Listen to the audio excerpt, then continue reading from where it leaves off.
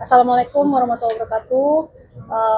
Saya Adina dan juga rekan saya Stephania, kami Farhan. Ya, kami datang ke sini untuk memenuhi panggilan.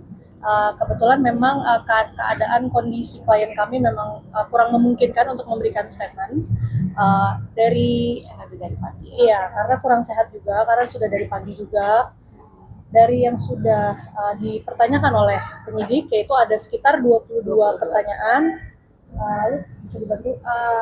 Dari BAP yang tadi kami sudah ini dampingi juga ya, ada alat bukti yang kami serahkan juga, yaitu berupa satu recorder rekaman CCTV ya, yang dimana sudah kami pelajari sebelumnya alat bukti tersebut, dan tidak adanya tindakan dugaan kekerasan sebagaimana yang dituduhkan kepada klien kami.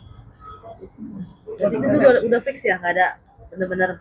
Kalau melalui dekoder yang kami serahkan itu tidak ada, belum ada. Tapi nanti kita serahkan ke penyidik ya untuk mereka ini tindak lanjuti lagi.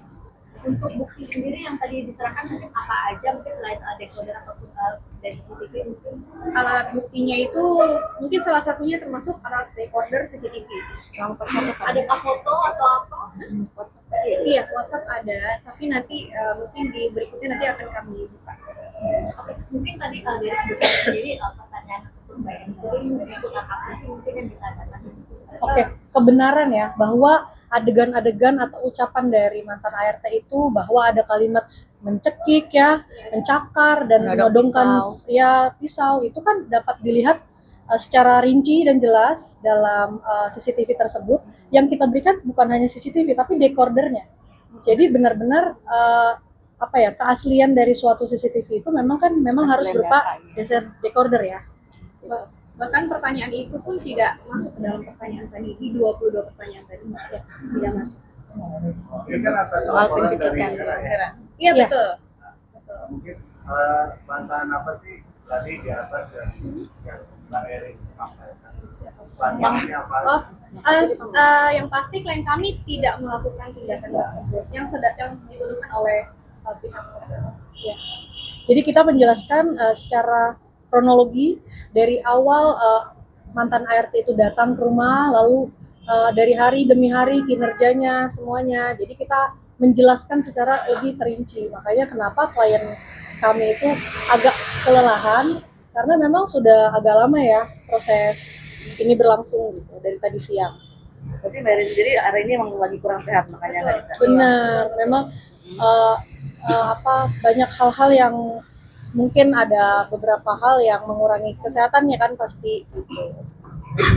Atau mengeluh nggak sih, atau lagi memang pusing, atau emang bener-bener lelah sama kasus ini atau gimana? Kalau ada obrolan lelah sih, kalau secara fisik sih enggak ya, cuman mungkin capek sama tadi kondisi hari ini ya, lelah. Dari pagi memang ada aktivitas. Kalau CCTV-nya ada beberapa CCTV yang di saat Oke, untuk penjelasan CCTV itu kebetulan di rumah itu sangat banyak. Ada 12. Ya, kurang lebih ada 12 CCTV. Jadi semua terperinci apa yang dilakukan oleh mantan ART itu di rumah dengan keadaan-keadaan yang diduga memang merokok di dalam rumah, walaupun itu di daerah-daerah yang sulit ditemukan CCTV-nya, tapi pasti akan terlihat gitu dengan jelas bahwa memang ART itu juga memang merokok gitu. Jadi akan terlihat.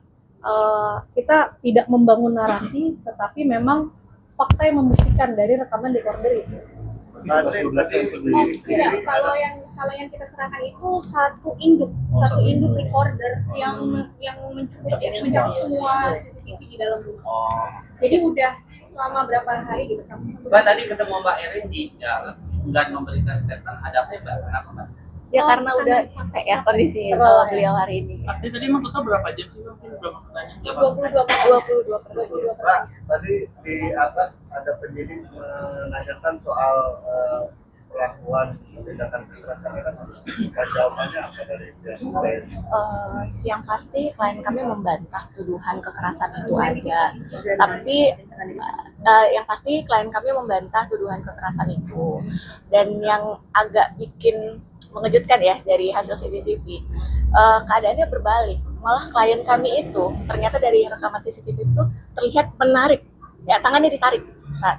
ditarik oleh saudari Hera secara paksa keluar untuk menemui polisi, dan klien kami menolak saat itu. Nah itu akan menjadi ini kami ya, titik berat kami ya dalam laporan ini, bahwa justru klien kami lah yang di sini secara paksa ditarik, dan itu masuk sih ke dalam penganiayaan juga ya. Dan kami akan lakukan proses lebih lanjut juga mengenai hal itu, karena ada patut diduga mantan ART ini teriak minta tolong tapi sambil menarik tangan dari Ibu Erin. Ya. Jadi itu ditarik secara paksa gitu. Ya. Kan kemarin kan seperti ini jadi sorotan DPR juga, apa itu mungkin hal itu yang membuat Mbak Erin agak sedikit calm down, lebih nggak mau ngomong atau gimana mungkin? Karena memang klien kami tidak melakukan ya tindakan tersebut. Jadi analoginya jika memang ada terjadi kekerasan tersebut, si korban ini kan pasti akan pemeriksaan US ke UGD, rumah sakit, harusnya seperti itu secara natural.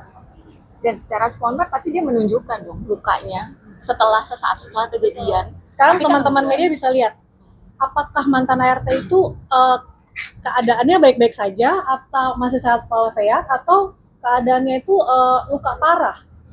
Kan kita semua masih bisa menilai ya kebenarannya itu. Jangan sampai mengandung ada suatu asumsi yang sebenarnya itu akan menjerat balik sendiri untuk mantan ART itu. Mbak, tapi penganiayaan kan harus orang ada di rumah sakit, dokter segala macam. Bagaimana? Iya betul. Tadi Kan Mbak bilang Hera sendiri nggak tahu nggak parah.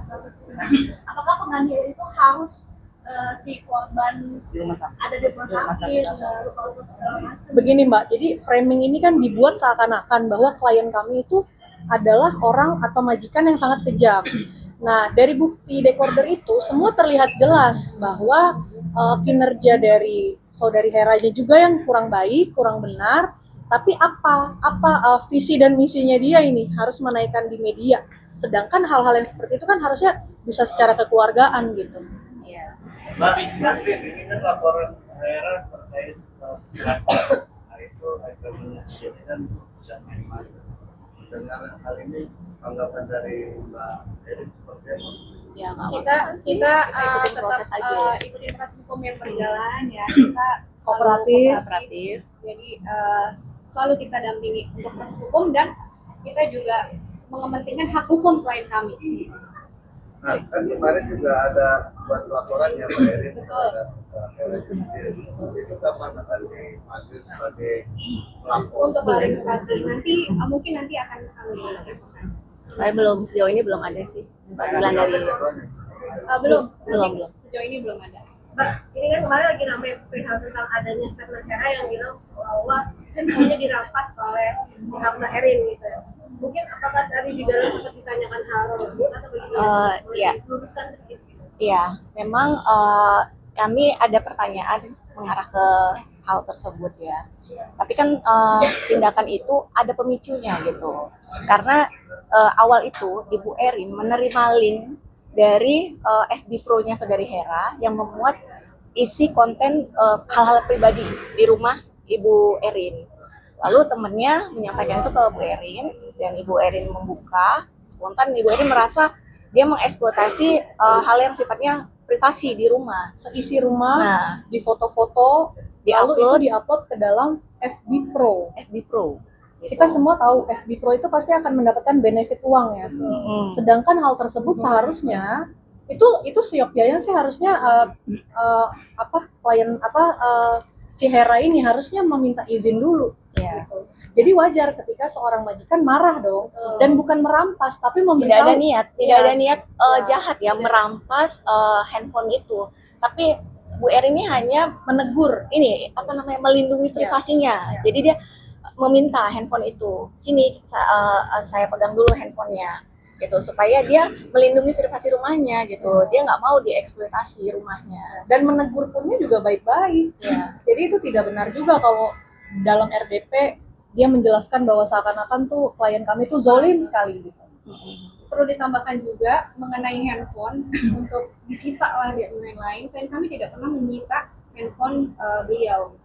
Tapi keadaannya di sana pada saat itu malam hari memang beliaunya yang pergi dari rumah. Jadi belum sempat untuk Mengambil barang-barang. Iya, mengambil Belum barang-barang. izin juga untuk keluar, tapi Betul. langsung aja keluar. Iya, jadi seperti itu memang. Jadi yang berkembang di sana itu memang beda dari apa yang ada di dalam. Mbak, ini kan baru ada informasi baru kalau ternyata konten itu diunggah di FB Pro ya. Iya. Kan kita baru kemarin kayak tak Facebook aja ya. Iya. Udah ada belum sih informasi kan apa FB Pro tuh ada keuntungan, bayar apa segala macam. Pasti. Jadi setiap kita mengupload apapun itu pasti kan ada benefit ya. Benefit yaitu mungkin ada uang di dalam keuntungannya itu kan ada dari tiap foto ataupun video yang udah pernah. Apalagi kan yang di konten ini kan public figure gitu. Udah tahu ini tahunya kapan pas di rumah kita di FB Pro sendiri. Ya, kami tahu dari pelajari dari hasil telusuran dari media sosial. Kami udah dapetin beberapa bukti dan kami pelajari, ternyata dia mengunggahnya di FB Pro gitu. Terus ada dugaan pelanggaran privasi, ada juga kayak Pasti, keuntungan. pasti. Itu akan dilakukan. Pasti. Iya pasti. Kami akan membela hak hukum klien kami. Terkait FB Pro sendiri udah ada komunikasi terus dari mbak pengacara sama pihak Hera sendiri kayak kenapa dia diupload di FB Pro segala macamnya. Nampaknya memang proses hukum kan sedang berjalan ya. Jadi kita hargai aja dulu proses hukum. Semoga kebenaran pasti akan juga terungkap dengan sendirinya. Oke. Mungkin satu Pak, apakah ini kan bisa baru kebuka di FB Pro? Apakah ini nantinya akan ditambahkan juga sebagai tambah tadi juga kan? Atau bagaimana? Iya. Sudah disampaikan. Sudah. Sudah disampaikan tadi dalam Tapi untuk FB Pro ini kakaknya ngelihat dari hasil uploadan atau sempat membuka dashboardnya si Herawati dari Tidak, konser? tidak. hasil membuka dari upload. Uploadannya aja ya, berarti dia postingannya aja ya, bukan dari dashboardnya Herawati. Tapi udah kata udah kata mungkin keuntungan yang dia dapatkan dari FB. Belum. Tapi ini balik lagi ya, kita kalau kerja pun apapun tidak boleh seperti itu. Gitu. Jadi ada banyak hal yang sepertinya mengandung fitnah di sini. Ya. Baik. Terima kasih rekan-rekan.